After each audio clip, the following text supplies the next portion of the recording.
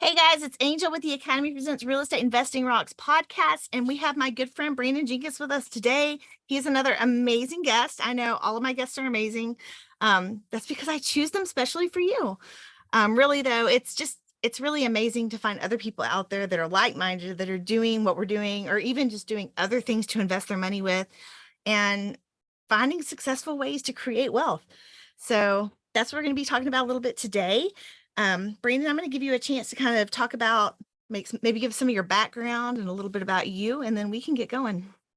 Absolutely, absolutely. First of all, thank you, Angel, so much for having me on your show. I really appreciate your platform and your message, and I just think you're awesome. So Aw. very, very appreciative of you for that. But yeah, sure, I can kind of go through a little bit about my background and how I got to this space. So I worked for in the oil and gas industry for a long time, and originally from the DC area, which most people, when they hear, that I work kind of in upstream oil and gas, they're kind of like, well, how did you even get that gig, But yeah, so I started off on the upstream side. So I started off as a drilling engineer, and I worked, onshore, offshore on these high capital projects, some deep water projects on oil rigs, and really enjoyed what I did at the time. And this is kind of leading me to how I got to the space. But so I really enjoy what I did. But if you're familiar with the oil and gas industry, then you know that it has its ups and downs. And so although it is a very, very, can be a lucrative industry, I really enjoyed the people that I met and that I worked alongside. The projects that I worked on were very technical. And so they were challenging. But like I said, so it's a very up and down industry. When the price, and it's commodity based. So when the price per barrel goes up, then everyone is smiling. But when it goes down, they start dropping rigs, right? And so it gets very challenging to find consistent and stable work. Okay, so my original reason for jumping into the real estate investing space was actually to sort of offer myself a buffer against kind of that risk, that employment, or I guess unemployment risk, depending on how you want to look at it. And so I wanted to protect myself from that a little bit. So I started to invest in single family properties. And before that, I had an interest in understanding how to create multiple streams of income, understanding how to build, how to generate and preserve wealth. So I was interested in all these things, but I really didn't have the answer. But at any rate, so I started to buy single family properties, fix them up, rent them out. And that was, I started to, because I listened to the Bigger Pockets all the time. So the Burr method, right? But that was my original step into it. And so I got to the point where I really, really enjoyed it. And instead of it just being sort of a means to an end, it became a passion of mine. And I really started to think about how I can scale. So at any rate, one of my former coworkers, he and I were both interested in the space. And it turns out that his neighbor was a capital raiser. And so he connected myself and his neighbor. We got connected and started to kind of talk about what I was looking for and these sorts of things, and ended up getting into my first deal. And so this was this is over a span of maybe 4 years or so when I started in single family, and then eventually got to multifamily, but invested in my first deal. And then from there, I just didn't look back. So as of today, I've been a limited partner in 11 deals, a co-GP in a deal, and just very, very active in this space. And so that's sort of the long-winded answer there, but that's what got me to where I'm I at. mean, I think that's a really common way that a lot of people get in. They start out in the residential space, and then they kind of discover that, hey, this is great, but man, I sure would like to scale. Yeah, And they wind up jumping, making the jump over to multifamily, or making the jump into commercial somehow. yeah, I know that was kind of what happened with us. It's There's a lot of stress that goes with it too. yeah. So, I always think it's kind of funny when you hear people talking about like, oh, anybody can do it. And I make the distinction there too, that they're not saying everybody can do it, even though it sounds that way, because anybody can do it. But it takes some serious willpower and perseverance, and you just got to get up one more time. It does. It does. I couldn't agree more. I think that you're right. It's something that takes a lot of, you have to have the drive to keep you moving forward, because like you mentioned, even having one single family property it's not easy. You know, people like to say it as if it's all just a breeze, but you know, if everything goes well, then fine. But you could buy the one property that ends up having foundation issues that maybe somehow were missed, or some structural issues, or you have a tenant who you screened, but then when they got in the property, they just completely did a 180 on you. You know, so I think in general, this business is a challenging business. I think it is made easier when you have the knowledge and the team and these kinds of things in place. But you're right; it's certainly not something that is just that you can do without putting forth the necessary effort to succeed and to do well. Yeah. Well, and I think that it's really important too, whether you're buying, singles, duplexes, triplexes, quads. I mean, we as a property management company, we've never self-managed, but our very first renter in our very first rental, total dead, skipped out, left all their stuff behind. And if Jason and I had not grown up in families that invested in residential real estate, I don't think we would have known what to do.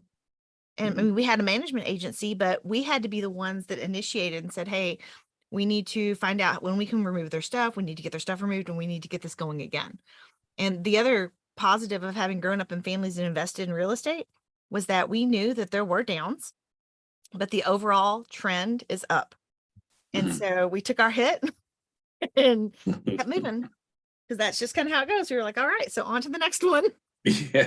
Yeah, yeah. I've sort of been able to observe the same thing, and so a lot of the people that I'm familiar with that have had that background, and so they've had family or close friends that work in the business. They understand the risks of this business, and so it can be there again. It can be tough if you haven't seen that firsthand, because even if you are motivated, sometimes the shock of the reality of sort of some of the potential setbacks, it can take you out if you're not mentally prepared for it, and that's to say nothing of the potential financial burden, if you do have a major issue that now you have to pay for. So no, I agree. And I think that having that exposure to someone that in your life that can show you that, hey, this is the way to do it. It's going to be tough, but if you do it this way over the long term, like you mentioned, then you're going to be all right.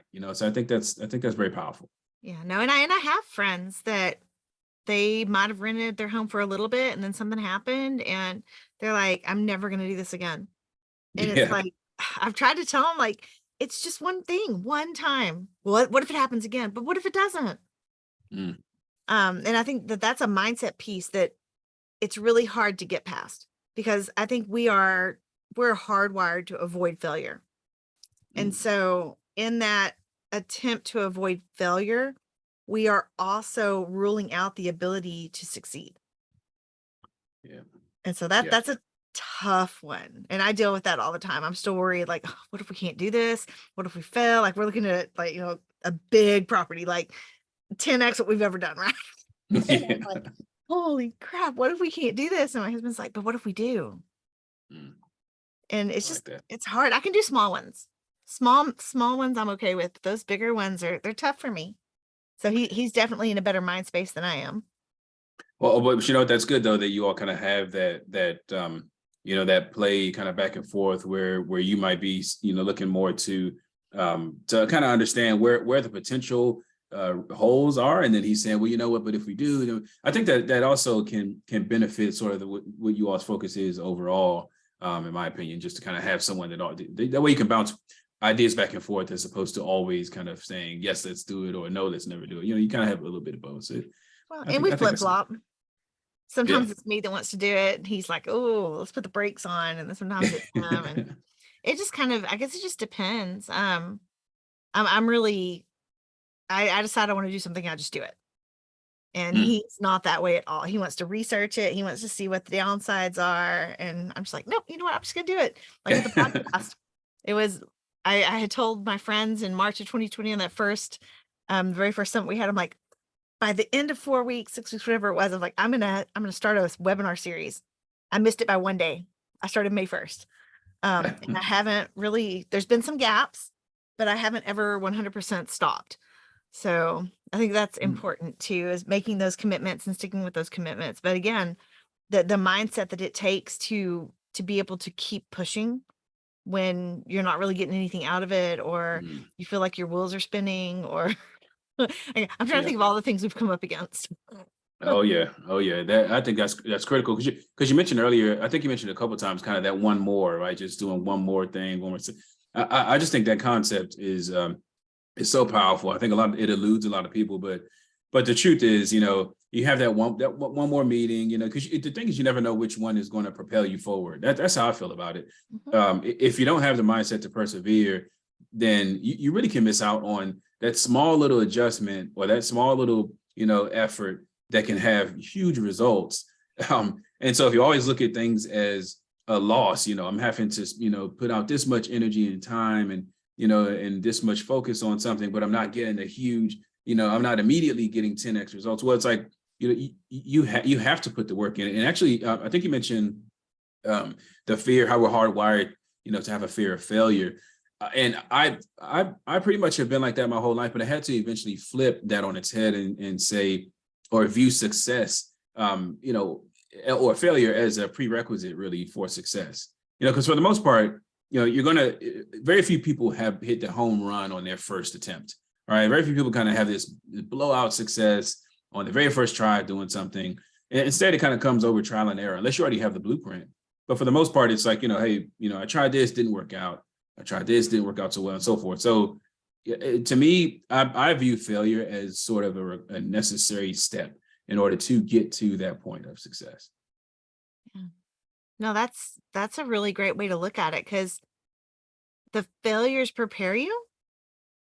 I think about some of the times that I don't know, I don't even necessarily think of them as failures so much as I think of them as, man, that was hard, but what did I learn? Maybe a feedback or lessons, I'll call it. They're just yeah, maybe I agree. So maybe it's more like the feedback or the lessons, the downs, that help sort of propel you, help you. They at least let you know what maybe doesn't work, as opposed to saying, hey, I tried this, it didn't work, I'm going to quit. It's like, well, I didn't work, so let me try something else. But I at least know what maybe didn't work so well. No, definitely a good way to think about it too. Yeah, I that makes me wonder why I'm so afraid of failure, because I don't know that we necessarily think of it as, oh my God, that was such a huge failure. Mhm. Because like I know that like when Jason and Julianne were gone to Philmont and I was trying to take care of things at our property, we had the one property at the time. Like, what did I learn? I learned I do not want to be a property manager. Yeah, Not there you go. at all, ever. It's not fun to me. I don't I'm not good at dealing with what's happening on site. It's I don't know, it's a different kind of feel. And I don't Mhm. wanna call it drama, but it's definitely a different kind of feel. And that's not something I want to be involved in all the time. And Mhm. so, was there a breakdown in the chain of command? Yes, there was. Did I cause it? Yes, I did. Did I have to try and fix that relationship? Yes, I did. But was that a failure? Mm, I mean, there were things I could have done differently. And yeah, it sucked having that conversation later with our regional to try and repair that relationship and put the chain of command back in play. But I don't know that it was a failure because I learned so much from it. Mhm. Like, if I ever thought I was gonna be a property manager, that is out the window. Yeah, yeah. Oh, good. Well, at least you learn, like you said, you learned something from it, and going forward, you kind of know what where your where passions are. Yeah. Well, and I mean, like, even some people reached out to us and said, "Hey, can you KP an RV park for us?" And you're like, "Well, sure."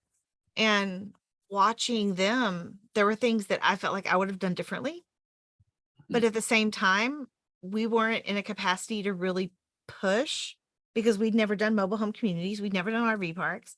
That was their specialty. They just needed some KPs. And so Mhm. we stepped on, we brought on another friend because we didn't know if we had the net worth to do it alone. So we brought on another friend and the deal didn't go through. And a lot of people would be like, oh, well, that's a failure. But it wasn't really, because we learned more about people. We learned more about how a lot of RV parks and mobile home communities are bought and sold. We learned about their records, which, well, we already knew about mom and pop records. Uh, but we learned about financing. So financing for mobile home parks and RV parks is completely different than anything else you're gonna get. No, really. Oh yeah, that's why I think that's probably why there's so much seller carryback and seller finance. Mhm. Because it's just tough. A lot of lenders aren't even looking at what's on the land, they're looking at the land. I And it's see. just like, oh, well. So I mean, there was a lot of things that happened. I was frustrated that we didn't get it. But at the same time, the other thing I learned is that when you're sitting in a KP position, yes, you get some say so, but you're not the ones actually putting in a lot of like the sweat equity, I guess. Mhm. And so we've learned a lot about different positions on teams, and that's been interesting. Awesome, awesome. Yeah, no, I think that's very important. Different positions on. So it sounds. Are you putting it? It sounds like you're putting it nicely, right? It's like, Yeah. gotcha, gotcha. We I know what my lane is. My husband knows what his lane is. And we've learned which lanes we don't ever want to drive in again. That's good. That's good. Yeah. So so you said you were in 11 deals. Like Mhm. are the experiences all the same? Do they run the gamut? Were they the same kinds of properties? How did that work out? They definitely run the gamut. I would say that the biggest difference is communication from what I've seen. That for me is without question, regardless of what the deal sizes were and what the markets were, even the experience levels of the teams and all these things, and some of them have gone full cycle, but the biggest difference for me has really been the communication. Now that's on the other side of the deal. Going into it, naturally I have certain things that I look for, and we can kind of talk about that. Um, but that's been the biggest issue. So I've had some deals where several of them actually where they were impacted by the pandemic, right? So the ones there were a couple that were full cycle that actually sold prior to the pandemic sort of being in full swing, and then there were several that were held and operated throughout the pandemic. And one thing I noticed is that I've been fortunate, at least for the most part, to be an LP in deals where they ramped up the communication.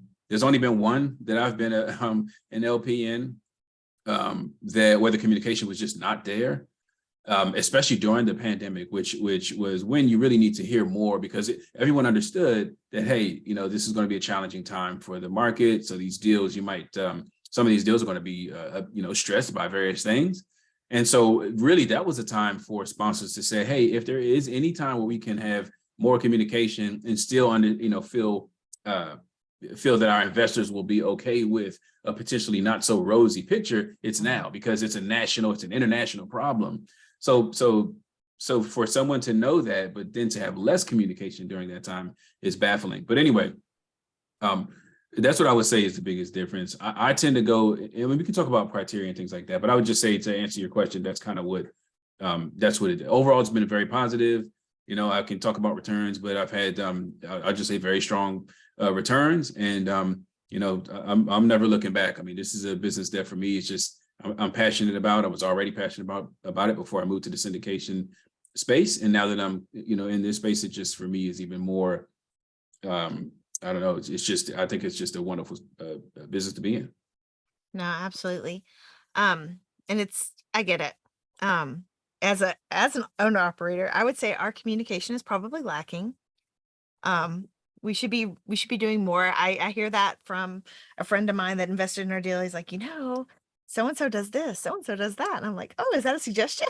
But Suggestion box. you feel like you're communicating, but then what I've recognized is that, I've got my Marvelous Mondays meetup, and during the after party, if my investors are there, they're going to hear what's going on, because when I'm stressed out, I talk about it. And I talk about Mhm. what's going on. I talk about the deals. And so any of our investors that hang out at the meetup or hang out at the after party, they know everything that's going on. But for the people that are only getting the newsletter or only wanting to get the newsletter, I mean, we send them out quarterly. But I mean, we could be doing more. And I think that as we purchase more properties, we'll develop systems Mhm. to where we're collecting data all along the way.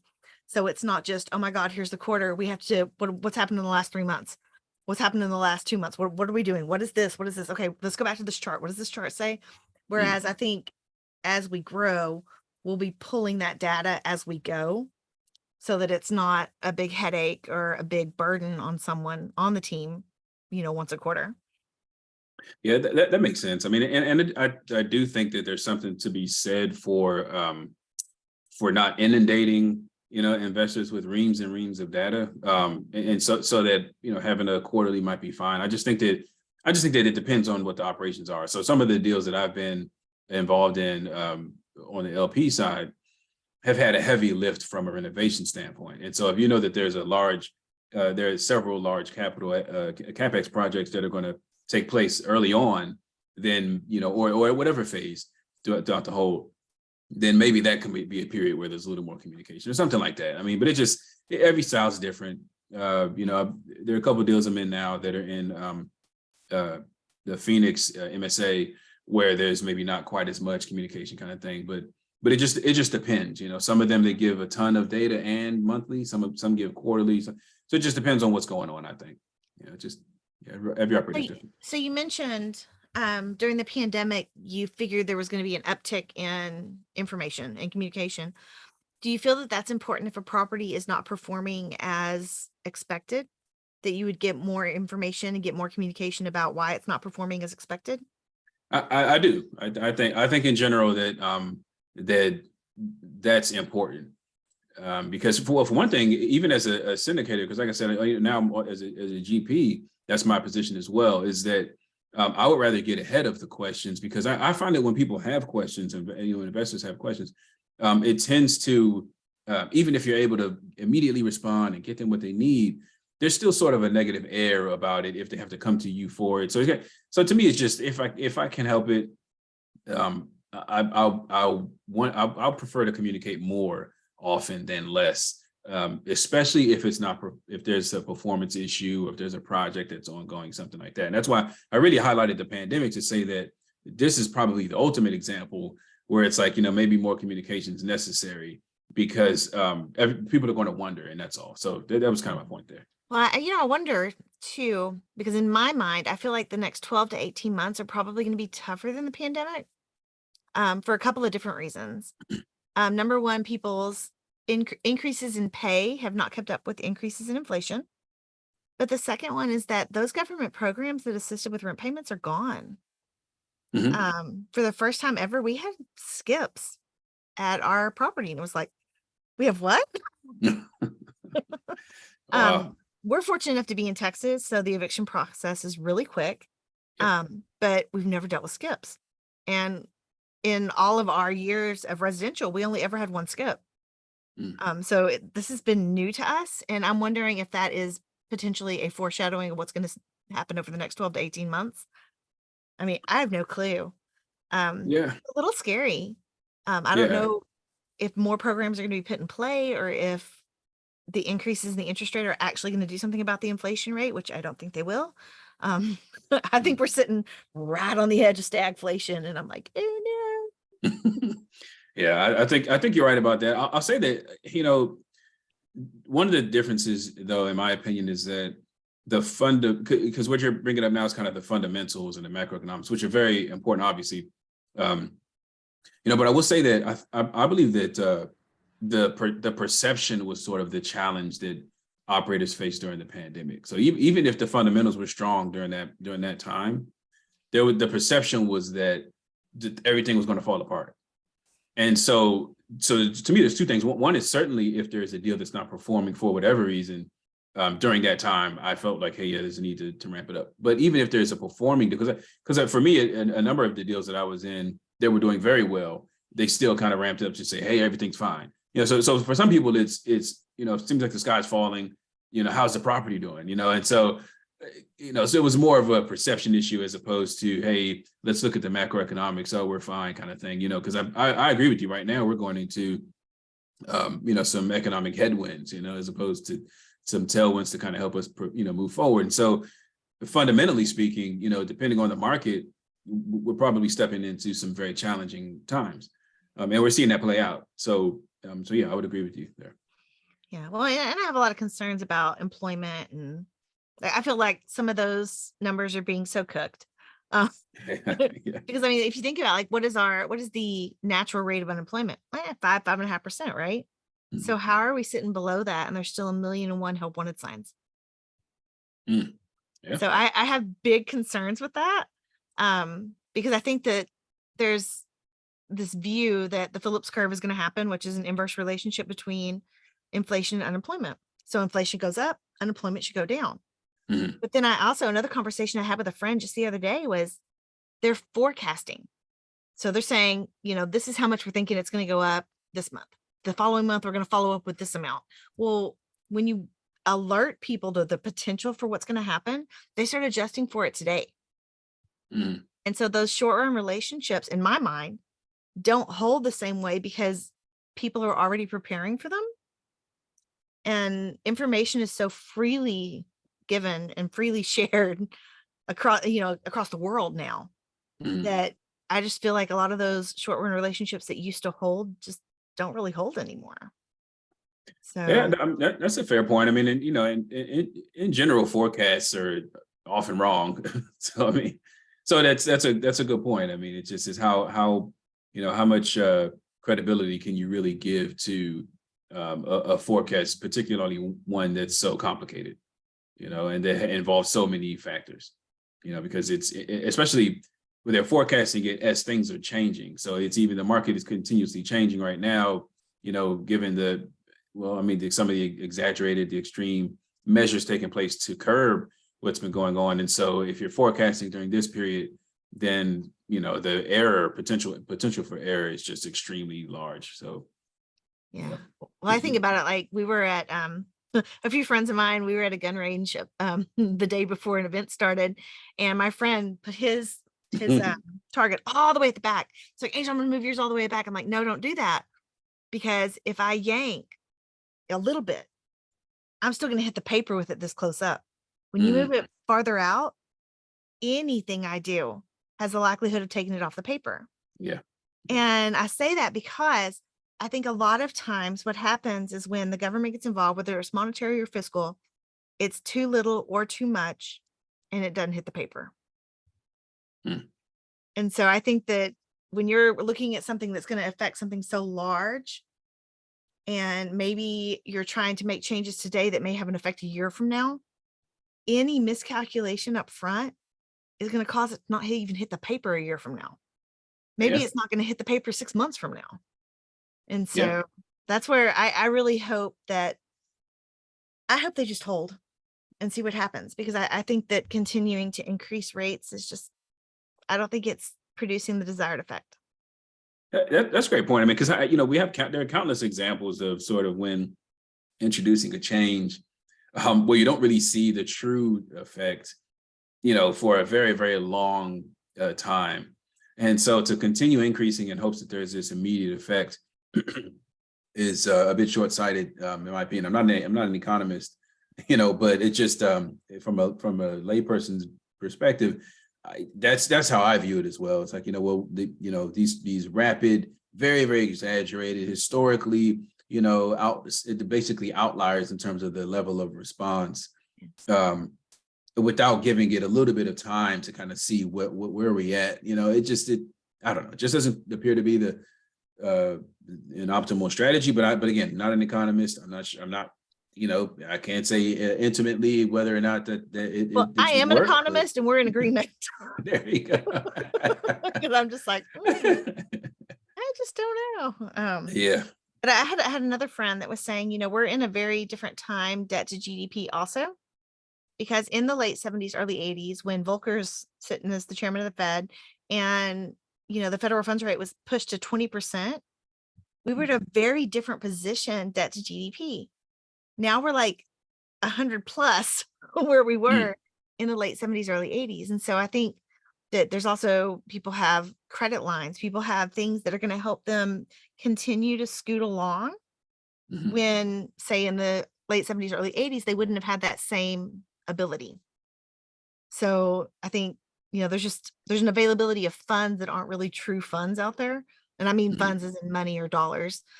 Um, so I think there's money out there, quote, money out there that people are Yeah. able to access that they weren't able to access in the late 70s, early 80s.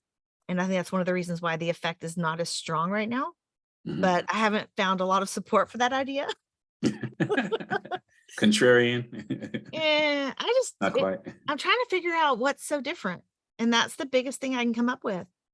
I don't think people had $50,000 limit credit cards in the late 70s, early 80s because there weren't even that many credit cards. There was like Diners Club, American Express, where you had to pay it off every month. I mean, I just don't think that that unsecured credit was out there the same way it is now. So, Yeah. but No, that's my own theory. well, that's a great point. It sounds like a pretty solid theory to me. I think so, but again, I don't have a lot Well, of you have my support. look. You have my support. Well, that's one. There you go. No, but when I'm looking at opportunities too, because I think there's also there's a lot of people out there that say that a lot of your active syndicators won't invest in your deals. Mm. And so I kind of buck up against that one too, because I'm like, wait a second, we've got retirement accounts that we can't put into our own deals. So where are we That's going to right. put that money? Oh, Mm. that's right. We're going to put it in other syndicators' deals. That's right. That's right. And so I just kind of want to put that one out there too, because you've got your own deals going, but do you invest in other people's deals? Yeah, I do, and I think that's an excellent point. You're right. I mean, it's a self-directed account or whatever, solo form, whatever it is. You can't be an active member on a syndication and use those funds. So you're 100% correct. It's that you're going to put them somewhere, and if you've been enlightened, so to speak, right, you're in this business, you've been enlightened, then you're going to seek out some alternative investments, or you're going to put in somebody's deal. So, Yeah. So yeah. I think that a lot of people have been not necessarily misled, but maybe misinformed. Yeah. Because I had a lot of people when we were raising for our first deal that were like, "Oh, you can't get money from other syndicators." And I was like, 70% of our investors are other active syndicators. So I just kind of want to throw that out there so people aren't like, oh my gosh, who am I going to raise capital from? Because you can raise it from the people that you've been networking with. Yeah, that's also sort of, I mean, it's not the only point, but certainly that's a benefit, I'll call it, of expanding your network, right? Is just to be able to tap into people, share what you're working on, say, hey, look, let's collaborate and whatever way that means. And so I agree. No, and there's also another beauty from it, but I'm going to kind of let you answer this one because I've been talking a ton. Do you find that now that you have your own deals, that you can ask for advice from other people that you've invested in their deals? Yes, and I have. So one of the things that I tend to ask advice for, areas that I'm weak in, so, and one of them I'll come out, I don't mind saying it, is I'm not the best at sort of taking off my, or putting on my capital raiser hat per se. My MO is in always sort of making sure that I let my network know what I'm doing, kind of what my philosophy is, the types of deals I look for, that what kind of strategy and approach I take, these kinds of things, so that when a deal comes up, I'm not having to start from scratch.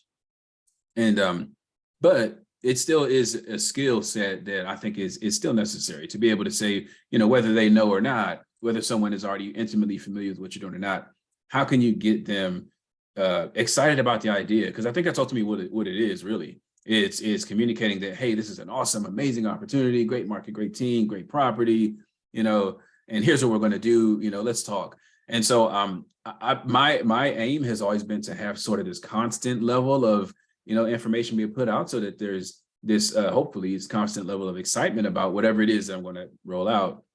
But that's not always possible to do. So that's one of the things that I tend to reach out for, to say, hey, look, how can you really get someone to get buy-in over a shorter amount of time? Because that's a challenge of mine. But the short answer is yes, I do reach out to the folks that I've invested with to get ideas or insight and help. Yeah. And so I think that's really important for y'all out there is if you are LPing into deals, if you decide to make the jump into the GP side, you've got people that you can ask for advice from. One of my favorite stories ever is I was at a meetup talking to a friend of mine. He's an operator, he's an owner operator, and he invested in our deal. It's like, so hey, how's that property going? I'm like, oh, it's going great. We've done this, and we've done that, and we've done this. He's like, okay, now talk to me as a fellow syndicator. I was like, oh my God, things take so long.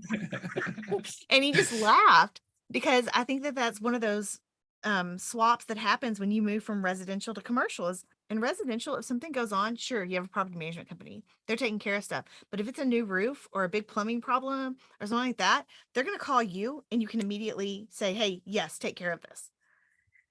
In multifamily, holy night. We have a meeting. We're on the Zoom. We're saying, okay, this Yeah. needs to be taken care of. Oh, okay. Well, who are the approved vendors? Oh, well, these are the approved vendors. Okay, let's get bids from the approved vendors. Next week, we still don't have all the bids. Next week, we have 2 of 3. Next week, we have all Yeah. 3. Okay, now we get to make a decision. And it's like, whoa. Yeah, yeah, absolutely. So It's it goes slower. it does, and it's interesting that there are a number of people who are active syndicators and sponsors in the space that come from sort of the corporate side, and they made the shift to get away from sort of the corporate environment, but really it is very much it mimics it in some ways, right? Because, and I said it because it's not a solo sport, like you just mentioned, right? It's a team environment, and so it still very much has sort of the feel of it's a business. And so you still have some of the elements of that, right? You need to meet as a team, kind of talk it through. You need to weigh the pros and cons as a team, come to a decision to make sure that, we're all clear on the way forward. Not everyone's going to agree, so you do have this back and forth that, I think it can be fun as well. It depends on the problem, but for the most part, it's very much a team-based environment. And so it helps to work alongside people that you get along well with, Yeah. Well, and I think that your truly skilled asset managers are very good about saying, great, but let's not take care of this next week. How about, let's see, we're meeting today on Tuesday. Let's meet on Friday and see where we're at. And they're the people that can have those tough conversations without making it seem like Mhm. I don't particularly like the tough conversations. They're not fun to me. I like to have the fun part. But I'm learning. And it's a learning process. The whole time it's a learning process. And so if you discover that maybe asset management isn't your strength, it doesn't mean that it won't be at some point. I am a strong believer in stick to your superpowers. Don't work on your weaknesses, but sometimes your weaknesses get stronger simply by being exposed to something. Mhm. So, and I think that's one of the beauties of having been an LP in 11 deals is you were exposed to a lot. You were exposed to different communication styles. Yeah. I have been too. It doesn't mean I'm great at it, but Yeah, no, you're right. I've been exposed to really great communicators. And I know that that's where I want to get someday, Mhm. but it's hard. And I'm Yeah. like, man, how did y'all get this good at this? And I'm Yeah. sure I could ask them, and I just haven't. But Yeah, no, you're right. It's definitely something that it's necessary. It does take time. And you're right. So that's, for me, that is without question one of the aside from the returns and everything else, it just really is one of the greatest benefits of being a limited partner in so many deals is that I know very quickly what type of communication looks like. There might be something kind of hidden, and I need to read between the lines. I know the mode and the frequency of communication that's most effective, at least for me. I can't speak for anyone else, but I can say that across those deals, I know exactly what I'm looking for. I know the kind of the things that tend to jump out to me. And again, you also on the asset management piece, I agree. It's having someone has to be sort of the project manager, right? Someone has to say, okay, these are the things we need to discuss today, and let's get through this discussion in an orderly fashion, and one that yields the greatest results, so that we're maximizing people's time, right? So and so that the project does well. So yeah. well, and I would even say that when those occur, some people become so concerned about maximizing time that not everything gets covered. So if you're on a team where you feel like your voice isn't being heard, not that this has happened to me, that's because I will butt in, I will steamroll. But if you feel like you're not being heard, my suggestion would be to send out an email to your entire team, make sure everybody's in it and say, hey, these are the questions I would like to be addressed at our next meeting. Or these are the questions that I feel need to be addressed this week. I'm planning on sending these to the regionals. Does anyone have any input? That way everybody sees where you're coming from. They get a chance to look at it. And they get a chance to throw in their yes or no. I mean, if somebody's like, hey, this has been covered 3 times in the last meetings, are you not hearing? Yeah. So I mean, those are very real possibilities that you're hearing it, but you're not really hearing it. Mhm. And it's been addressed, maybe it's been addressed in a language that didn't compute for you the same way as it did for everybody else. I know one of the things that I'll do is on a meeting, I'll pull up an email or I'll read the email and say, hey, this is what it says. This is what I think that means. Does everybody else think that's what it means? Because Mhm. then they're like, well, wait a second.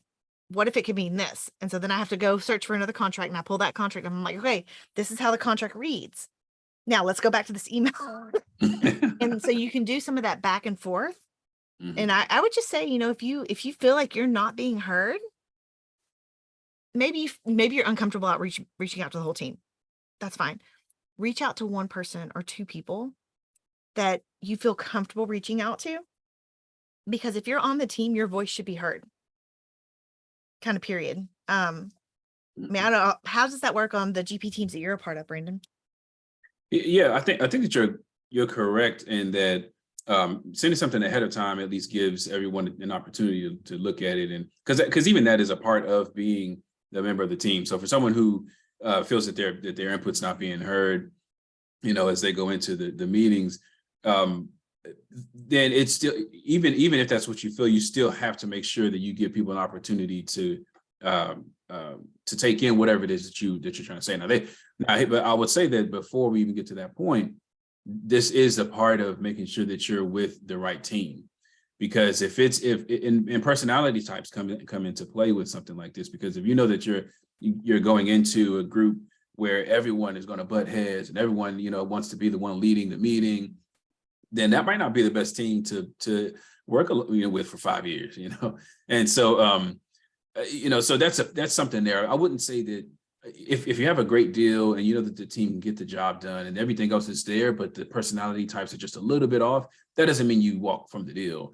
And because in that case, like you mentioned, there are things you can do to make sure that your voice is heard and to make sure that that you have a stake in it, an input, not a stake, but you do have a stake in it, but to make sure that your input is being taken in. So yeah, I would agree. And that's kind of the way that mine, that I'm the deals that I'm in, they run. We just have a WhatsApp, or we have a group chat of some kind. Put your information in there, and that's more or less how it gets handled. When it comes to the actual sort of the meeting with the property manager, then there tends to be one focal point for that.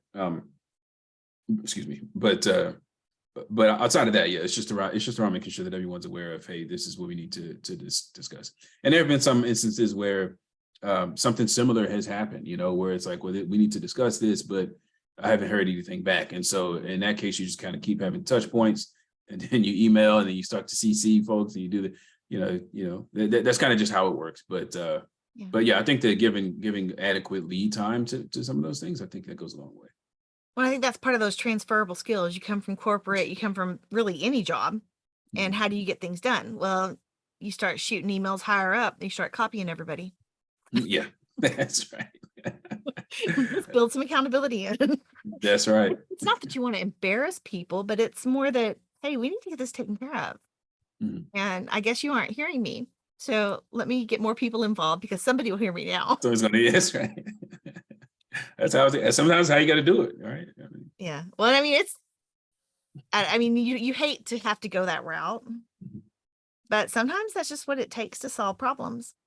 And Yeah. at the end of the day, that's really what we are. As owner operators, you said earlier, you were like, it's a business, and it is.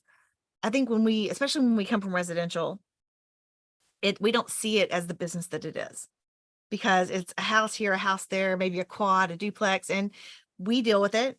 That's why it's a sole proprietorship. It's our decisions. We deal with it alone. We don't have to go to committee. We don't have to go to team. We just take care of it. But when you're buying commercial properties, you're buying commercial multifamily, especially, you're not just buying 4 walls with plumbing and electricity. You're buying lots of people's residences under one roof, and you're getting a team that's going to be on payroll. Mhm. So you are buying a business, and a business has a lot of moving parts. Yes, you have the residences, you have your residents, you've got people that are going to be their families that are going to be living in what you are providing. And so, yes, you have to take care of them, but it's not quite the same. If you've got a large enough property, you're going to have on-site management, you're going to have on-site maintenance. So those are payrolls. And a lot of times their families will live on site. So you've got all these moving parts that need to be taken care of. And so you really have to stop and think, hey, wait, I'm not just buying where somebody's going to live. I'm not just buying a home for this family. I'm buying the business that takes care of all of these residences for all of my residents, Mm. families, singles, doubles, whatever it is. You're purchasing not just where they're going to live, but the business that's going to take care of where they live. Yeah, yeah, absolutely. And I think that the other piece is just it's take comfort in the fact that you have that team. For someone who's a GP, co-GP, they're having that team environment, because you're right, it can be difficult in going from the single family space, to the commercial space. Where it's challenging to make that shift, because you can really have a pretty sizable portfolio on the single family side and still run it like a well-oiled machine. I mean, in fact, it's one of the things that's really appealing about it, honestly. But once you make the shift to the commercial multifamily, it is a business, and so that can be challenging, because you had the solution before, right? If you're on the residential side, then you were the person that was the focal point for it. And so now if you go into this room where where there are multiple focal points, it doesn't always work so well. But I think that taking comfort in the fact that, hey, I've got this team, this awesome team that, I've vetted in a number of ways. We've had conversations, we've met for lunch or for coffee or whatever it is. And I'm excited to partner with them on this opportunity. Then I would say view it in that light. And maybe that will kind of help people kind of step back and say, okay, let's work together to get this done, as opposed to, being a little bit aggressive and getting my point across, or whatever it is. I just think that there's comfort in saying that we're all working on this problem together, and we're solving these problems together as a team. Yeah. Well, I think that's one of the benefits of me and Jason, my spouse, working together, is sometimes I feel like if I can't get a question answered, if we're in a team meeting, I'll just private message it to him, or I'll even text him and say, and I'll call out, read your phone. Because sometimes, even though he's super quiet and introverted, he can ask a question and get a different kind of response than I can. Mm. And so I think it's also important to know those strengths of your team members, because you may feel a better connection with one person over another, or you may feel like, hey, this guy's going to get an answer to this question that I have differently than this other team member. And I Yeah. don't think there's anything wrong with sharing it like that. Because you're still going to get your questions answered. You're going to get things taken care of.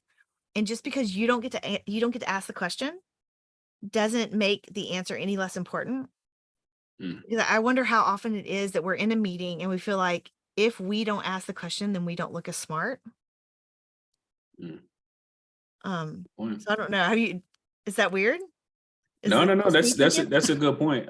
It's like I said, to me again, it really is interesting, the parallels between this and sort of the true corporate environment, because you see that a lot in the corporate space, where when you're in a meeting and you kind of want to get your question in, because first of all, it's important, but then also you want to make sure that you're adding value, and so having that question and having those answers or whatever it is. Depending on who you are, it can be a sign that, oh, this person's really adding value. Look at that question they asked. But it just is funny to me, because you see that a lot in the business world. The only thing that's maybe absent from that, or one of the distinctions is or are that in this space, it's not as if you're trying to get to some senior management role. It's not like a ladder per se. I think a lot of us, it's difficult for a lot of us to sort of come to terms with that and say that our growth, our path, our upward movement is in getting the project together and having a successful project and delivering returns to our investors, and then maybe moving on to another project and having more success. So that is the ladder, so some of these little things that maybe that really tend to, I don't want to use the word plague, but that tend to occur frequently in the corporate space. You really don't have to carry those over into this business, but it's again, like you mentioned, I think it really is, it's a people business. And so most people aren't able to make that disconnect. But still, I would say that, yeah, for sure, you're correct. You know, when people say, hey, I want to ask my question, I have this thing, it does kind of, you know, make you feel like, hey, I asked that question and it led to some really solid, conversation around a potential solution for this deal. So I can certainly understand what you, Yeah. the Well, then point you raised. you also don't want to be that person that asks another question. People are like, oh my God, just shut up. There's like two sides to that coin. There it is. Yes. You bring up another parallel that, well, you said something that kind of brought up in my mind about basically like when you're in other areas of business, there's that competition between departments. Mhm. I actually even saw it in education. There's the Mhm. competition between like reading and math and who can get higher scores. And Oh, wow. there's some competition that goes on there. And I know that with my husband's job, I saw it happen in R&D versus sales. And so it happens. And so that's been something that I've been kind of tossing around when it comes to bonus structures, because if we give a bonus for getting more leases, then is there going to be as much care put into choosing Mm, good residents? mm, Is that one of those disconnects, like what happens when departments are competing? Is mm. that, are you going to wind up with less than ideal residents because you were offering a bonus structure that basically incentivized something that maybe wasn't the best thing to incentivize? That's a good question. In general, I don't see healthy incentives as a problem in that way. I mean, I think that you have to be careful with it for sure, because I've seen that as well, where the incentive is maybe a little too sweet, I guess I'll say, so that you sort of do have this degradation in quality, you know, in the intended outcome, or at least the outcome that you hope to have brought about by the incentive being in place. And so, yeah, I can understand that. In general, I don't necessarily think it will cause a problem like that, but it certainly could, because you could have someone that says, you know what, this incentive is so nice, I'm going to do this for that, as opposed to saying, hey, I want to make sure that we have quality tenants in the property. I want to make sure I take the time to screen them, because you can have someone that checks almost all the boxes except this one box that's super critical. And then if your property manager looks at it and says, you know, they're missing in that one box, but boy, that incentive is right, you know, it's kind of hanging over my head, I'm gonna go ahead and kind of tick that box and just tell them, hey, you know, just keep an eye on this, you know. So then you have a problem, Yikes. right? And you probably have a more foundational and fundamental problem with the property manager, really. But at any rate, I just think incentives can be helpful. I don't view them as being all that bad, as long as they're not too crazy. Have y'all ever offered incentives for your properties? And if yes, how do they, like, what were they and how were they offered? It was just really just around lease up, kind of like you mentioned. I mean, like a deal that we're in now, it's around trying to make sure that we can lease them up on schedule. But they were just offered for staying on schedule, you know, and with no adjustment at all in criteria, you know. So that's to me, that's basically what we did, and it sort of worked well. I mean, we're still fighting through kind of making sure that we stay on target, but that's basically how we structured it. It's just make sure you're on schedule. If you're on schedule, then you'll get an incentive for it, but there can be no adjustment whatsoever in the criteria, you know, in filtering and screening and approving tenants or applicants. Absolutely. So then I'm going to kind of shift just a little bit, because we've been thinking about this one a lot. What kind of incentives do you offer? I mean, well, so you can offer an incentive where, if you have a target to where you want to get, I don't know, 5.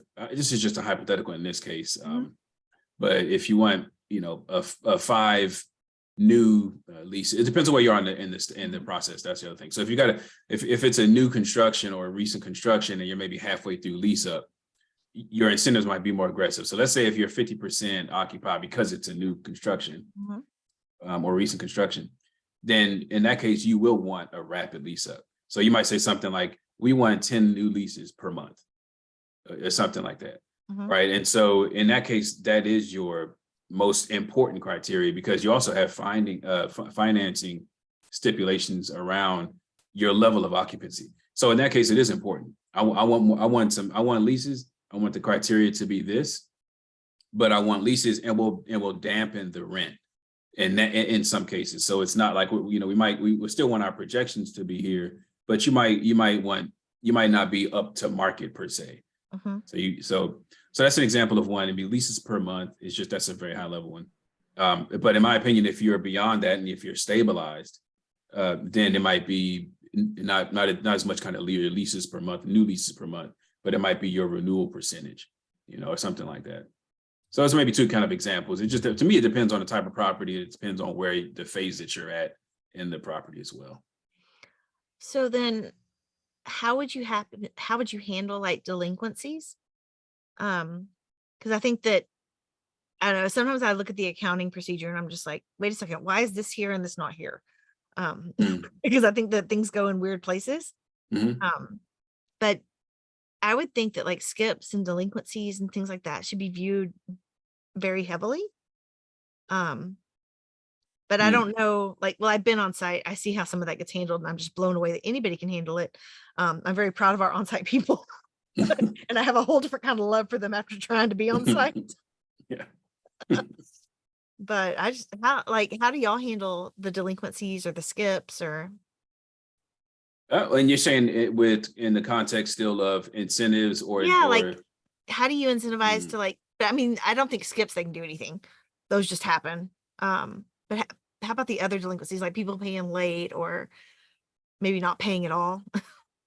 Yeah, see, so we haven't, that's a good question. We haven't really addressed that issue yet. I mean, I think that, you know, if it gets sort of out of a tolerance, you know, then it's certainly, you know, conversation worthy and saying, hey, listen, you know, if this gets too out of hand, then we'll have to take some measures to make sure we get people in place that can manage it, basically.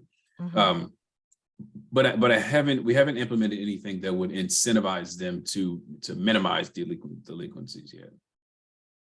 Yeah, And that's kind of what you all are tossing around. Kind of. I will say that our on-site girl has been amazing at keeping those low. And that's kind of my other flip on that is I don't think she has any responsibility towards the people skipping. Maybe she was pushing to get rent paid, and so they skipped. I don't know. Or maybe they realized that she wasn't going to put up with their crap. Which makes me very happy. But I think that a lot of those things happen and it's just hard. And so I don't know how. I want to let her know that we appreciate her. Okay. But I'm not real sure how we should do it. And I don't know whether to base it on like your delinquencies are super low or hey, you're getting these units leased, you're doing an amazing job staying on top of turnarounds, like for the regional saying, hey, you're doing a great job staying on top of turnarounds. Hey, CapEx is happening the way it should happen. Like we've done a few little gifts here and there, but I don't know that people truly feel appreciated. And I think that that's the whole reason behind a bonus, right? Is to make people or to help people feel truly appreciated. You can't make people feel anything, but to help those people feel truly appreciated. Yeah, that's definitely one of the you know reasons behind doing it. It's kind of help them feel appreciated, help them feel motivated, you know, as well, and give them something to shoot for. I mean, you know, ultimately though, you're right. There's really not a whole lot you can do to where if you're giving incentives and they don't feel appreciated. I don't know. I mean, one could be one of two things, right? It could be either maybe the incentives need to be reviewed. I guess I don't know. But the other thing is, maybe they're asking too much. I don't know, or maybe you know, maybe they're kind of just looking for too much. I guess if you can. I believe incentives are healthy, but if there's someone who is performing, you're saying, hey, we really appreciate it, and here's some incentives, but they just don't like them or something. I don't know. That's a tougher thing to tackle because that might be an issue with that person more than you know whoever's offering incentives. It just depends on what they are. Well, I think you bring up a good point for me. When there is some, I don't know, disconnect in the team that your on-site team. Like that's one of those other places where I kind of got involved where I shouldn't have got involved. Again, lesson learned. Our regional is very good at being able to tell when there's a disconnect. And so she knew when someone needed to be let go, Mhm. and I didn't see it the same way. So again, I caused my own problems. I made my own bed. Mm. But I think it's super important to understand that disconnect, or when there's that dislike, distrust, whatever in the team of your on-site people, and just step out of the way and let your regional do what they're supposed to do, because that's what they're good at. And that's, Yeah. yeah. Yeah, and that, well, I mean, and there, because that's what we were talking about as well, kind of on the shift from kind of being the maybe kind of running the show and then going to a different type of structure, because I agree with you. It's, your regional is there to not filter, but sort of to take your message, then convey it, and then make sure that an action takes place, right? And their people, and so they're super important in that way. I mean, and even going back to the discussion around incentives and metrics and what should we reward, those kinds of things. So sometimes your regional might have things that they track, and you can maybe just incentivize them for something that they have seen gets the best result, from the property, or the most consistency, or the strongest, the most stable occupancy, whatever it is. You can do something that's in line with that. But either way, I agree. That's one of the benefits, I think, of having a property management company that operates at the national level, or at least that operates in enough markets to where you have a regional person you can reach out to. I was having a conversation not too long ago about property management, and the investor that I spoke with felt that it should be only local, and I was essentially trying to communicate that I understand why that sounds good, but when you have representation kind of with the national property management company, you tend to get a different type of property manager. And then you also get the benefit of kind of a regional property manager that might be able to help facilitate things a little bit better. So they're very different. But for my money, I prefer a national property management company that can give you regional representation. That's my preference personally. Yeah, no, I see where you're coming from though. And I think about, so we were with one property management company, that property management company dissolved. So then we wound up getting with another one. And with the second one, we have our regional, but we also have one step above her that also attends our meetings. Or Mm. the face is in the Zoom. Actually, there's no face, but the screen is in Zoom. It's got the name, it's muted, the camera's down. But it looks like that person's there. But I feel like our regional, who lives locally, that's been here locally for a long time, has a real good feel of what's going on here in this market. And then we've got 15 years experience residential side in this market. So I think between the two of us, we've really got a good feel for this market, right? But I like the fact that one step above her is also at the meetings. So she's at least familiar. And I actually think she's out of DFW. So she has another set of ideas. She has another set of people she can talk to.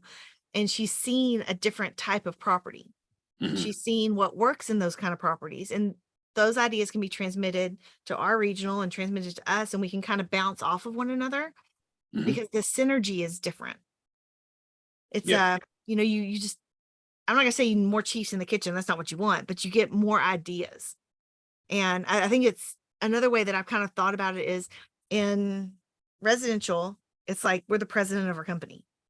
And in multifamily, it's like you're sitting on the board of directors. Yeah. Yeah. And so it's a different kind of feel, Mhm. but you're still in charge of making sure things are getting taken care of and things are getting done. Yeah, I think that's a very good analogy, and you're correct. I mean, that's almost exactly what it's like. You're on the board, and you're a part of the group that makes the decisions, and then you sort of hand those decisions to the ones who are going to execute. And so, I think that as long as folks, who are sponsorships, oh, I'm sorry, who are sponsors on a deal, operate with that understanding, I think that everything tends to go fairly well. Yeah. Well, and So. I think too, like, had I understood that setup, I may have handled being on site as much as I was differently.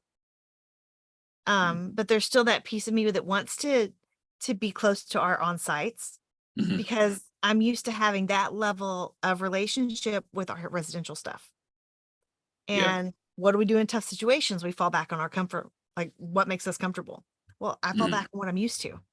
I'm used to having a deeper relationship with my people that are working my deal, that Mhm. are taking care of my properties. And so it's a little bit of a different way to think about it because like I watch my friends, one friend in particular that I know she goes to her properties once a week. She takes donuts, she takes this, she takes that. And I'm like, how do you have that relationship but still keep the chain of command active? Mhm. And I don't know that I've asked her the right question yet because I haven't gotten the answer that I think is one that I can apply. So I'll just keep asking her. Um, but I know that there's some way to make that dance work, and I just haven't figured out the steps yet. Yeah, well, I mean, I wonder when she's on site. I wonder what, uh, whether it's kind of there just to kind of, make sure that everyone is either doing what they're supposed to, or is it more just kind of, hey, how you guys doing? A genuine check in, because if it's like that, I think that if it's the latter, then it's probably not an issue at all. I mean, kind of stopping by and dropping off donuts, just say, hey, we appreciate what you do, that kind of thing. But if it's there to sort of check and say, hey, how come you guys didn't, didn't follow through with what we told you, then maybe at that point it does become somewhat of an issue. I don't know, but just I certainly think there is a way to achieve that balance. And I think the only time that if you maybe step on the team's toes, so to speak, is if there's like, hey, get the while I'm here, here's some donuts, but get this done, get this done, get this done. Then it's kind of like, okay, well, is this a meeting or is this a genuine sort of stopping by to say hello, You know so what? That's the question I need to ask. And I didn't know that question, so thank you. But I don't want to take up your whole day here. Thank you so much for being a part of the podcast and being a guest and being amazing and sharing all this information. I mean, we talked about a ton of things. Mhm. That's one of the things I really love about having this platform is that I get to really learn about people and I get to learn what they're doing. So Yeah. just like all of you out there that are listening, I'm learning right beside you because one thing that I've really learned is that the more I learn, the less I know. Mm. And I know that sounds weird, but it's the more you learn, the more you realize how much you don't know about other stuff. Yeah. And I same here. I mean, first of all, I really appreciate you have me on the show, and I'm there with you. I love to learn, and I love to share insights and everything. And so I just have had a wonderful time on your show, Andrew. You're awesome, as your listeners know. So really, thank you for having me on your show. Absolutely. And you know what? Have a great day. And for those of you out there, until next time. Right. Bye.